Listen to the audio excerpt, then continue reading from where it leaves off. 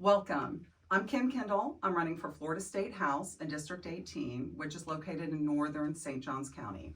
I'm a conservative Republican, and I am gathered here today with several high schoolers, also in St. Johns County. Now, this was actually a couple of my campaign interns, Tatum and Nahal. It was their inspiration to do this today. Our students are not only our future voices, but they have a lot of great feedback and a lot of legislation that we're going to talk about here in the next couple hours that affect them directly. So we decided to host this roundtable. Do note that this is going on during session, so some of the bills we talk about may or may not have been approved by the time this is released.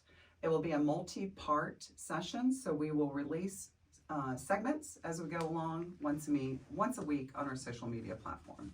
So I'm going to go around, have everybody introduce their name and what school they attend. I'm Amelia, I'm a dual enrollment student. I'm Jaden, and I'm at Creekside High School. I'm Tatum, I'm at St. John's River College. I'm Nahal, I'm at Allen East High School. And I'm Mariah, and I'm at Bartram Trail High School. And thank you guys, honestly, for coming here. So it's very interesting when I go on the campaign trail and I'm talking to different levels of ages, everything from teenagers up to people in their 80s. The teenagers and the college students, the top two, and it may not be the top two for y'all, but most likely the top two things that I hear from students that affect them have to do with God and immigration. So we're going to start by talking about immigration, and it can be at the federal level, state level. I'm curious y'all's thought. Everybody knows there's tens of thousands of people coming through the border every day. What is your perspective being a teenager going into the workforce soon, or college or whatever, how that may or may not affect you guys? Anybody like to start?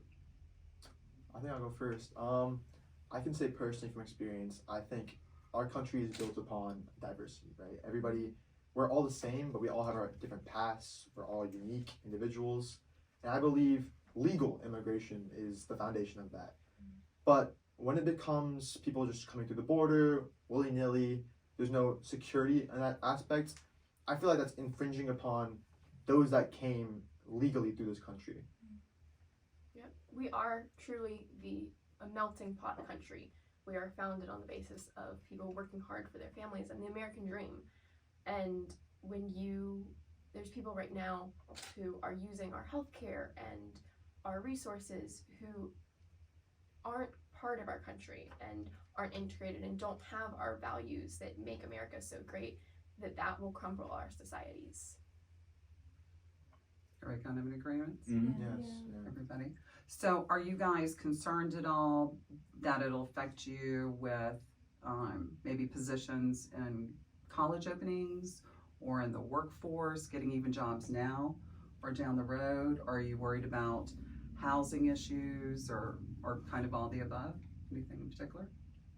I think right now, just if you look at the state of New York Mhm. currently, Yeah. you have buses upon buses of illegal immigrants coming in, and that's supported by the government at that level. And students are being kicked out of schools, they're being forced to go virtual, and I think all of us experience some sort of virtual learning. It's just not the same. I mean, we're getting different levels of teaching. It doesn't fit the style of every student, and it's for people that have came through our country illegally and are displacing those students that are trying so hard to learn and taking up that space in those schools. Yeah. I think it's kind of a slap in our face when you have government that's supporting open illegal immigration. New York, I like what Nahal mentioned about it. I think it was 4,000 illegal immigrants last week that came in, and that they displaced them in high schools and schools in New York. And let alone, New York City itself doesn't even have, I wouldn't say, a great school system. So displacing those kids into their house and telling them they have to go online so you can house illegal immigrants and it's just kind of a slap in our face. And I think another topic to add is these people aren't the best people coming. And the people that they're housing are criminals. I have the numbers here. 35,433 were arrested in 2023, and that's from the Homeland Security. So I think, and another example of kind of that these people aren't the best coming in is that, I think it was last week, we had 12 illegal immigrants assault 2 police officers, and then they get a slap on the wrist and said that they can go out and live their lives again, and another one's back in prison again with literally no charges. So I think it's just a slap in our face and a slap in people, and immigrants who came in and naturalized themselves the right way, I think it's a slap in their face as well.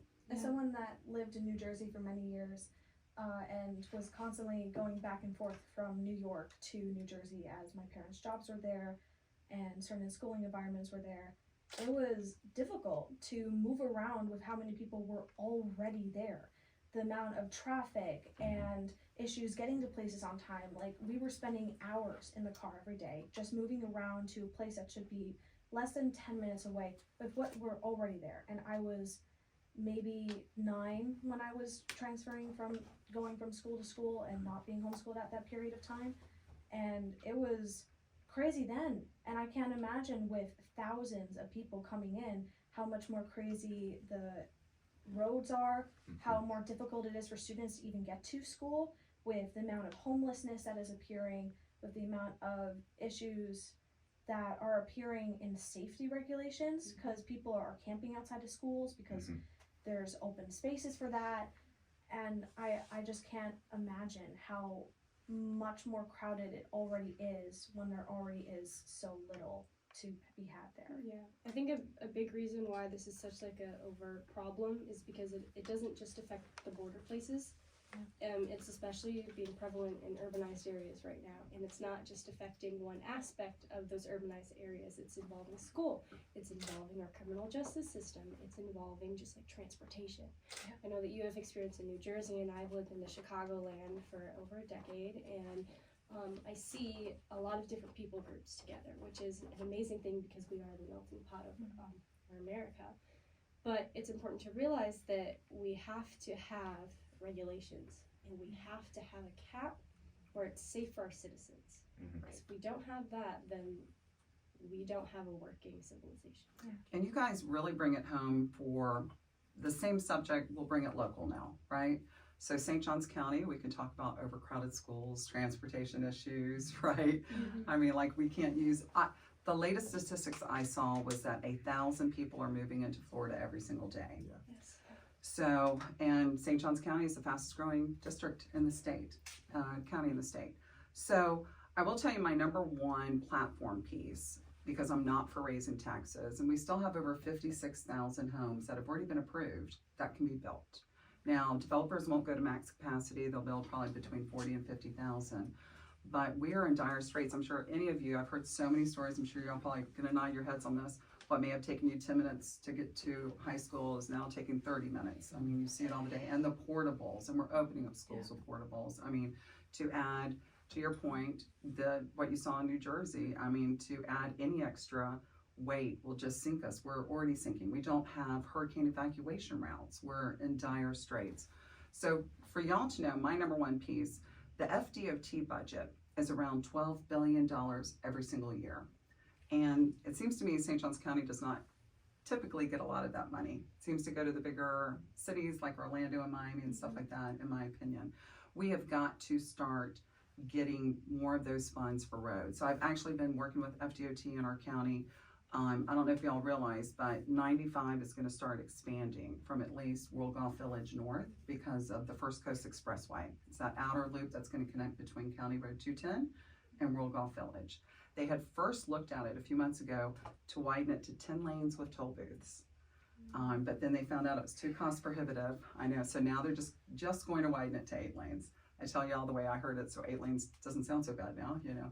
So the World Golf Village exit, they had proposed doing some roundabouts there. It had come through. I worked with engineers and stuff. Basically, if y'all been to Buc-ee's, Yes. right? So they're trying to address the stoplight there, and their solution was taking away left-hand turns. So from the north and south. So if you come from the north from the Cascades, you can't turn left and go to the interstate. You have to turn right, do a U-turn and go. If you go to Costco and you got your groceries, and when you turn left and go to Marbella, you can't do that. You're gonna have to go right to the interstate, U-turn, and then go. So I asked the gentleman who designed this, I asked him, I said, where do you live? And he said, Lake City. And I said, have you been to Buc-ee's? Right? Y'all know Buc-ee's, and we're bringing Bass Pro Shops. This brings people from out of state. Yes. And they don't know where they're driving. If y'all have been on the World Golf Village exit, it's a hot, hot mess. So anyway, I worked with engineers, and they've designed a slip lane option to come off the interstate and stuff like that. That's smarter. And even if it costs a little bit more, FDOT budget is what, $12 billion. And I find it very curious that FDOT's solution was on International Golf Parkway, which is what, a county road. Who typically pays for that? The county. My solution's on the interstate. Who typically pays for that? The state. So I'm curious y'all's perspective and what you've experienced firsthand with the schools, those of y'all who are going to the public schools, and all of you have driven the roads as far as the influx of everybody coming to the state of Florida. For me, 3 days a week, I am down in St. Augustine at St. John's River, and over just the last 2 semesters, the roads have gotten exponentially busier. It could take me 20 minutes, and now it's upwards to 40 on good or bad days. The accidents are getting more and more frequent. And so then there's more scrap metal on the roads, and which is dangerous, especially for young drivers. And so just even down 95 to St. Augustine has gotten so much worse. Yeah, for me, I mean, I'm out of zone. I'm near Creekside, but I go to Nice. So it's usually, I mean, last year was about a 15-minute drive. Now it's 20, 25 minutes. I mean, my sister and I will be going down racetrack, turning on a US 1, and there's just people going ridiculously fast. There's way too many cars for anybody to be driving near those speeds. I mean, like Tim said, there's an accident every other day. That's stalling down the roads, taking away those emergency services that really shouldn't be there if people just follow the rules. And there's always like these tiny little turns on railroads tracks, and people just don't see that. They go too fast down that road. It's visibility issues, I think, play a part. And to bring that back to immigration, people statistically who break one law, they're not going to stop at one. They're going to continue to break laws. So if they broke a law to come over to this side of the border, then they're going to continue to break speed limit laws and our traffic laws and everything that follows with that, which is for the immigration side of our schools and our roadways. It just makes it so much more dangerous. And we agree, unless anybody in here is the direct heritage of an American native, indigenous, Indian, we're all children of immigrants, and we all came here the legal way. And whether you're first generation or 10th generation, nobody in America is anti-immigration, or we wouldn't have a nation, right? Yeah. We just have to do it the right way. So.